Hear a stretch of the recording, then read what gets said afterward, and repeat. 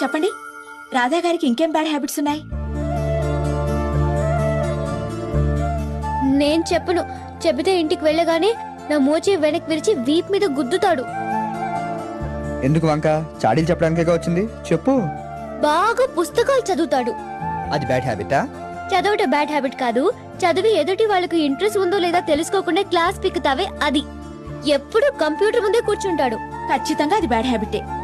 Car speed గా తోలుతాడు. నేను పక్కన ఉన్నప్పుడు ఇంకా స్పీడ్ పెంచి నన్ను టెన్షన్ పెడతాడు. అది సరే, సిగరెట్ మందు లాంటివి అవేం లేవు. ఉంటే చంపేయను. ఆయనకిష్టం లేనివేంటి? అది వద్దు, నేను చెప్తే మీరు ఫీల్ అవుతారు. పర్వాలేదు, చెప్పండి. ఆడవాళ్ళు స్లీవ్లెస్ వేస్తే ఇష్టపడడు. గోళ్లు పెంచుకుంటే అస్సలు ఇష్టపడడు. ఆయనకిష్టమైనవేంటి?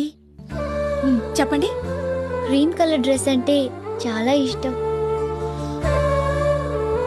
అందరితో కలిసి ఉండడం అంటే రాధకి చాలా ఇష్టం. ఈ వయసులో కూడా వాళ్ళ అమ్మ ఒడిలో పడుకోవడం అంటే మరింత ఇష్టం. అన్నింటికంటే నన్ను ఏడిపించడం చాలా చాలా ఇష్టం. ఇంతకీ రాధా గారు మంచివారా చెడ్డవారా? You're